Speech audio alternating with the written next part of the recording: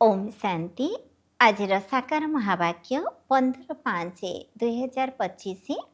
मधुर संतान माने निजर स्वभाव को बाबा स्वभाव भली सरल कर दियो। तुम भितर कौनसी अहंकार रहिबा उचित नुहे। तुमर ज्ञानयुक्त बुद्धि हेउ किंतु सेथिरे अभिमान न थाउ। प्रश्न, सेवा करुथिले मध्य केतेक संतान छोट पिलांक ठारु मध्य निर्बोध अटंती, किपरि? उत्तर, केतेक संतान सेवा करी चलीछंती, अन्य को ज्ञान शुणाई चलीछंती, किंतु निजे बाबा को मने पकाउ नाहांती। कहउछंती बाबा आपणक स्मृति भूली जाउछि। तेणु बाबा सेमानकु छोट पिलांक ठारु भी निर्बोध बोली कहउछंती, कारण पिलामाने केबे निजर पितांकु भूलंती नाही। तुमको जो बाबा राजकुमार राजकुमारी करुछंती ताको तुमे काहेकि भूली जाउछ? जदि भूली जीव तेबे संपत्ति किपरि मिलिब? तुमको हाथ द्वारा काम करी मध्य बाबा को मने पकाइबाकु हेब। ओम शांति। एही पाठपढ़ार लक्ष्य तो तुम संतान मानक सम्मुखरे रही। पिलामाने एकथा मध्य जानिछंती जे बाबा साधारण शरीर रे अछंती, ताहा मध्य एक वृद्ध शरीर रे। सेठारे अर्थात सत्ययुगरे वृद्ध अवस्था आसिले मध्य खुशी रही थाए जे मु जाई पुणी छोट पिला हेबी। तेबे ये मध्य जानिछंती यांकु मध्य एही खुशी रहउछि जे मु सेठारे जाई एहीपरि श्रीकृष्ण भଳି हेबी। छोट पिलांक सदृश चालीचलन होई जाउछि। छोट पिलांक सदृश सरल रहुचंती। गर्व अहंकार किछि नाही। बुद्धि ज्ञानयुक्त रही। जेपरि स्वभाव एहांकर अछि सेपरि तुम मानकर मध्य रहिबा उचित। बाबा आमको राजजोगर पाठ पढ़ाइबाकू आसिछंती। जो पाठपढ़ा द्वारा आमे एहीपरि हेबो, तेणु तुमମାନଙ୍କ भितरे एही खुशी रहिबा दरकार से आमे एही शरीर को त्याग करी जाई पुणी एहीपरि हेबो। सेथिपई राजयोग शिखुछु। छोट पिला अथवा बड़ समस्ते शरीर छाड़िबे, समस्तंक पई पाठपढ़ा गोटिए। ये मध्य कहउछंती मु राजयोग शिखुछि पुणी मु जाई राजकुमार हेबी। तुमे माने मध्य कहूछ आमे राजकुमार कुमारी हेबु। राजकुमार कुमारी हेबा पाई तुमे माने एबे पाठ पढ़ुछ, तेबे अंतिम स्थिति अनुसारे तुम मानक गति होइजिब। एबे बुद्धि रे एही निश्चय अछि जे आमे भिखारी रु राजकुमार हेबु। एही भिखारी दुनिया ही समाप्त होइजिब। तेणु पिलामानकर बहुत खुशी रहिबा उचित। बाबा पिलामानकु मध्य निज समान करुछंती। शिव बाबा कहउछंती मोते तो राजकुमार राजकुमारी हेबार नाही।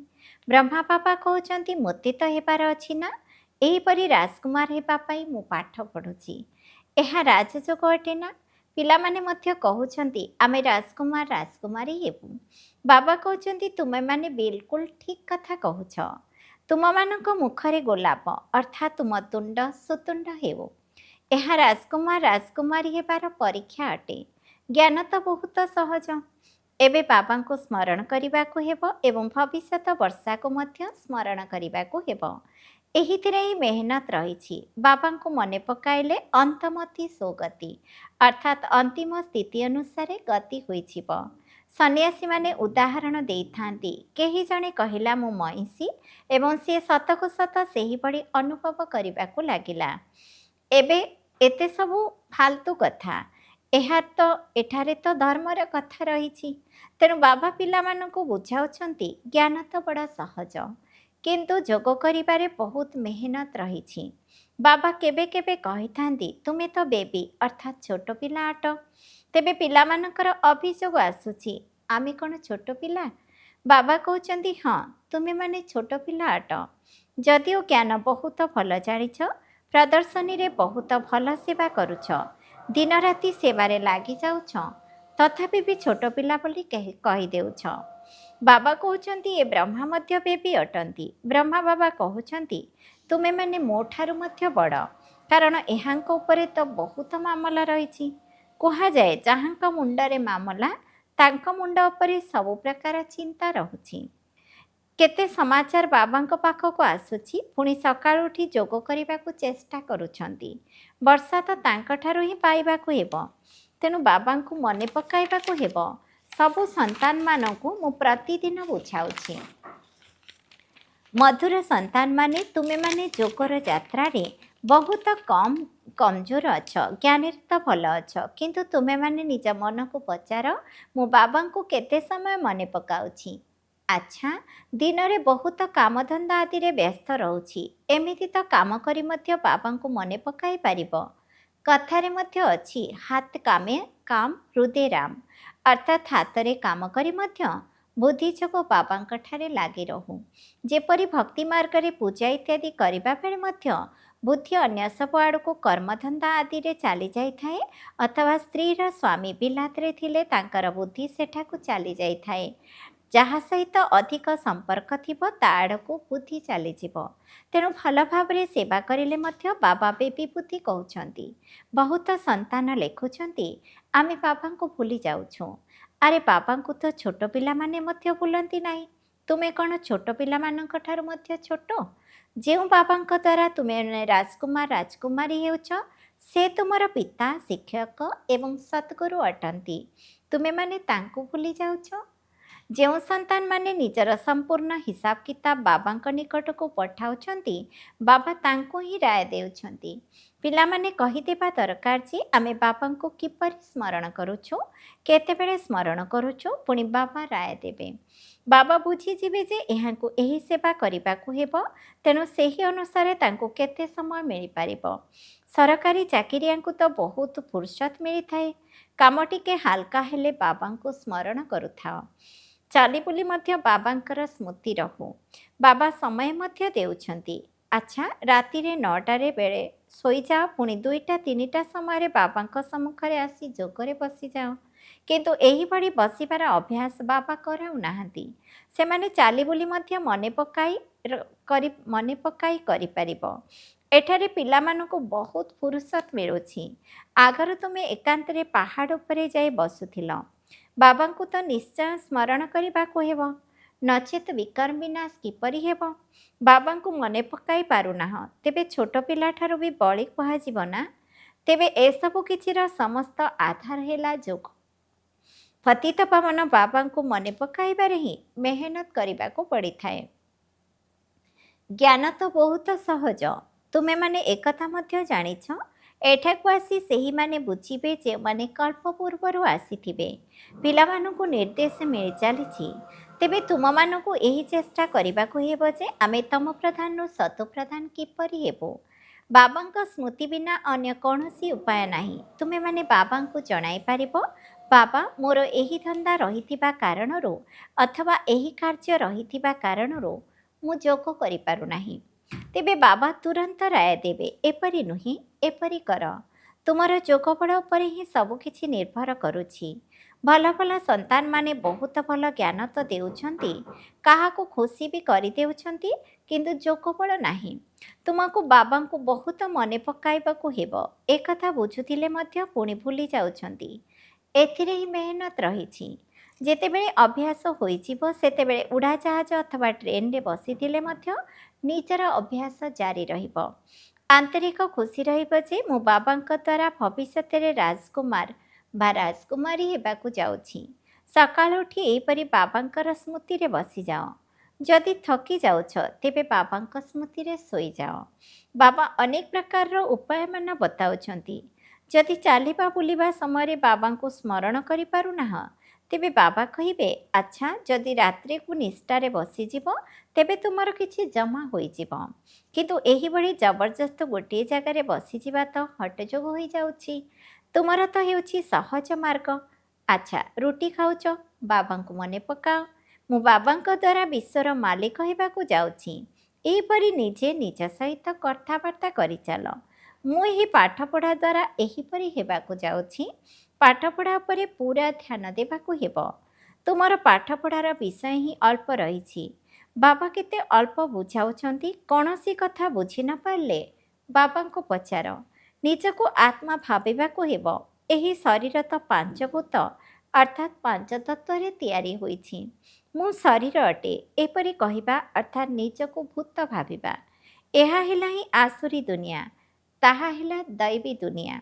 ଏଠାରେ ସମସ୍ତେ ହେଲେ ଦେହ ଅଭିମାନୀ, ନିଜର ଆତ୍ମାକୁ କେହି ହେଲେ ଜାଣିନାହାନ୍ତି।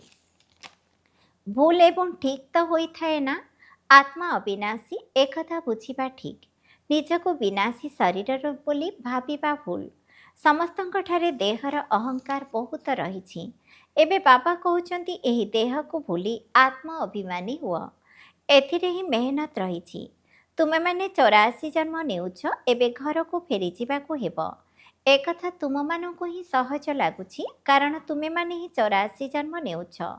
ସୂର୍ଯ୍ୟବଂଶୀ ଦେବତା ଧର୍ମାବଲମ୍ବୀମାନେ 84 ଜନ୍ମ ନେଇଥାନ୍ତି।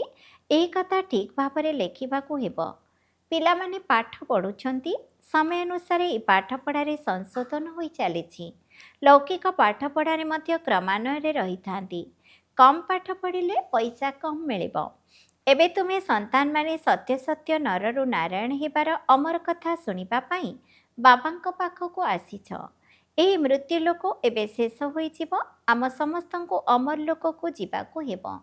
ଏବେ ତୁମ ସନ୍ତାନମାନଙ୍କର ଏହି ଚିନ୍ତା ଲାଗି ରହିବା ଉଚିତ ଯେ ଆମକୁ ତମୋପ୍ରଧାନରୁ ସତୋପ୍ରଧାନ, ପତିତରୁ ପାବନ ହେବାକୁ ପଡ଼ିବ।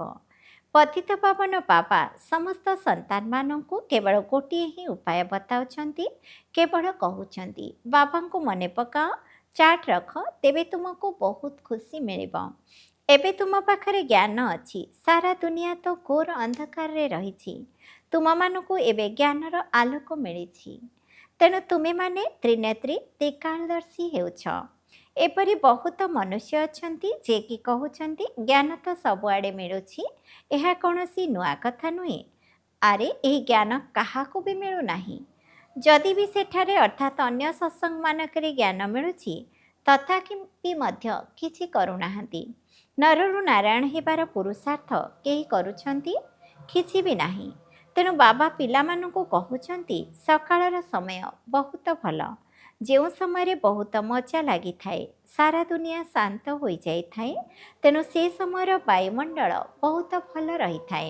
ରାତ୍ରି 10ଟାରୁ 12ଟା ପର୍ଯ୍ୟନ୍ତ ସବୁଠାରୁ ଖରାପ ବାୟୁମଣ୍ଡଳ ରହିଥାଏ। ସେଥିପାଇଁ ସକାଳର ସମୟ ବହୁତ ଭଲ। ରାତିରେ ଜଲ୍ଦି ଶୋଇଯାଅ, ପୁଣି 2ଟା 3ଟା ସମୟରେ ଉଠିଯାଅ। ଆରାମରେ ବାବାଙ୍କ ସମ୍ମୁଖରେ ବସ। ବାବାଙ୍କ ସହିତ କଥାବାର୍ତ୍ତା ହୁଅ। ବିଶ୍ୱର ଇତିହାସ ଭୂଗୋଳକୁ ମନେ ପକାଅ। ଶିବ ବାବା କହୁଛନ୍ତି, ରଚୟିତା ଏବଂ ରଚନାର ଜ୍ଞାନ ମୋ ପାଖରେ ଅଛି ନା? ତେଣୁ ମୁଁ ତୁମମାନଙ୍କୁ ଶିକ୍ଷକ ହୋଇ ସେହି ଶିକ୍ଷା ଦେଉଛି। ତୁମେ ଆତ୍ମାମାନେ ବାବାଙ୍କୁ ସ୍ମରଣ କରି ଚାଲିଛ। ଭାରତର ପ୍ରାଚୀନ ଯୋଗ ପ୍ରସିଦ୍ଧ ଅଟେ। ତେବେ ଯୋଗ କାହା ସହିତ? ଏକଥା ମଧ୍ୟ ଲେଖିବାକୁ ହେବ। ଆତ୍ମାର ପରମାତ୍ମାଙ୍କ ସହିତ ଯୋଗ ଅର୍ଥାତ୍ ୟାଦ ରହିଛି। ତୁମେମାନେ ଏବେ ଜାଣୁଛ ଯେ ଆମେ ଅଲରାଉଣ୍ଡର ଅଟୁ, ପୁରା 84 ଜନ୍ମ ନେଉଛୁ। ଏଠାକୁ କେବଳ ବ୍ରାହ୍ମଣ କୁଳର ଆତ୍ମାମାନେ ହିଁ ଆସିବେ। ଆମେମାନେ ସମସ୍ତେ ବ୍ରାହ୍ମଣ। ଏବେ ଆମେ ଦେବତା ହେବାକୁ ଯାଉଛୁ। ସରସ୍ୱତୀ ମଧ୍ୟ କନ୍ୟା ଅଟନ୍ତି ନା? ମୁଁ ବୁଢ଼ା ହେଲେ ମଧ୍ୟ ମୋତେ ବହୁତ ଖୁସି ଲାଗୁଛି। ଏବେ ମୁଁ ଶରୀର ତ୍ୟାଗ କରି ସେଠାରେ ଯାଇ ରାଜା ଘରେ ଜନ୍ମ ନେବି। ମୁଁ ଏବେ ପାଠ ପଢ଼ୁଛି, ଭବିଷ୍ୟତରେ ସୁନା ଚାମଚରେ ଭୋଜନ କରିବି, ଅର୍ଥାତ୍ ରାଜା ଘରେ ଜନ୍ମ ନେବି। ତୁମ ସମସ୍ତଙ୍କର ମଧ୍ୟ ଏହା ହିଁ ଲକ୍ଷ୍ୟ ଏବଂ ଉଦ୍ଦେଶ୍ୟ ଅଟେ। ତେବେ କାହିଁକି ଖୁସି ନ ହେବ? ମନୁଷ୍ୟମାନେ ଯାହା ବି କୁହନ୍ତି, କିନ୍ତୁ ତୁମର ଖୁସି କାହିଁକି ହଜିଯାଉଛି? ବାବାଙ୍କୁ ମନେ ନ ପକାଇଲେ ନରରୁ ନାରାୟଣ କିପରି ହେବ?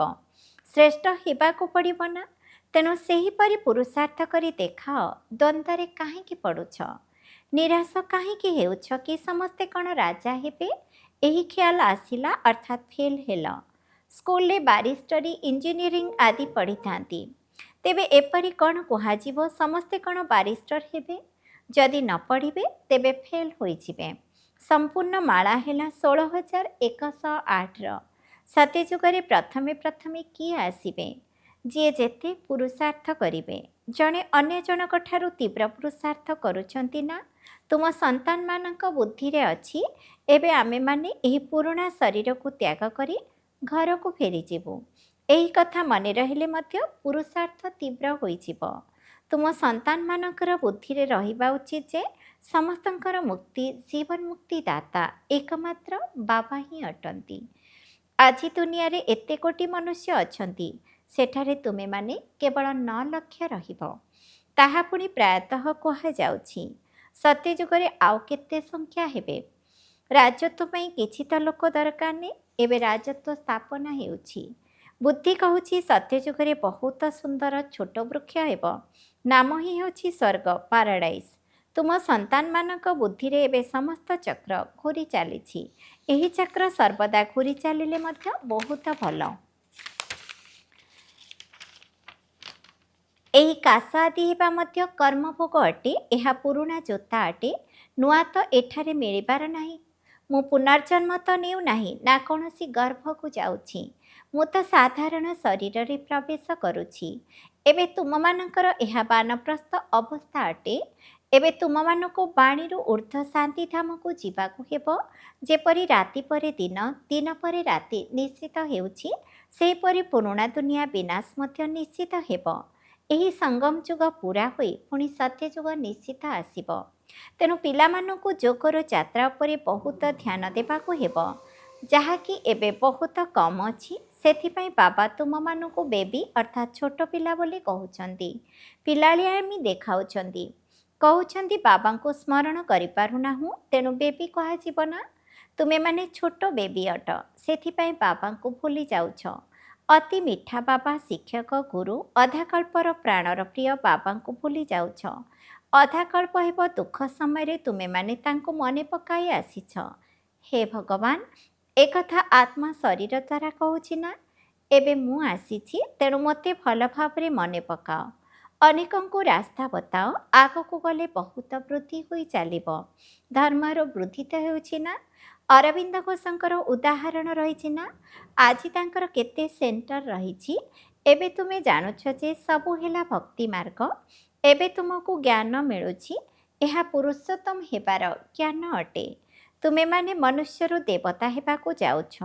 ବାବା ଆସି ସବୁ ବିକାରଯୁକ୍ତ କପଡ଼ାକୁ ସଫା କରୁଛନ୍ତି।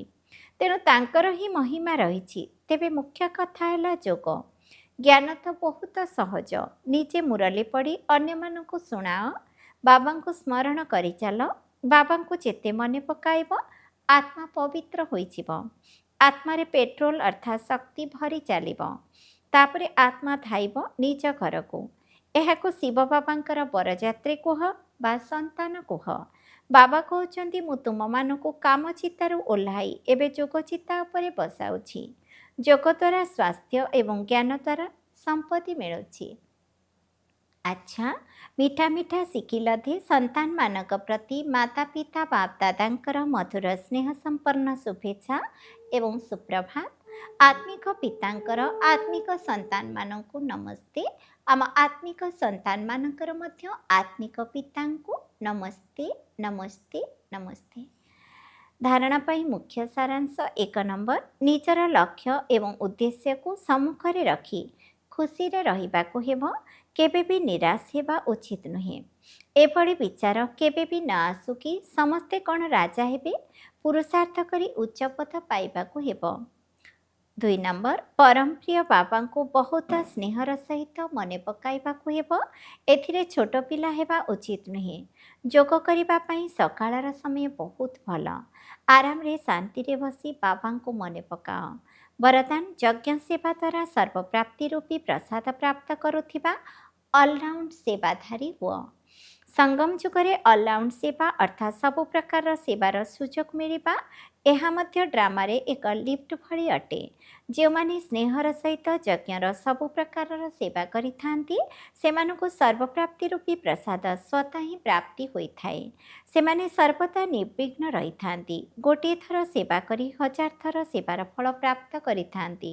ତେଣୁ ସର୍ବଦା ସ୍ଥୂଳ ଏବଂ ସୂକ୍ଷ୍ମ ଲଙ୍ଗର ଲାଗି ରହିଥାଉ, ଅର୍ଥାତ୍ ସ୍ଥୂଳରେ ହେଉ ବା ସୂକ୍ଷ୍ମରେ ହେଉ କିଛି ନା କିଛି ହେଉଥାଉ।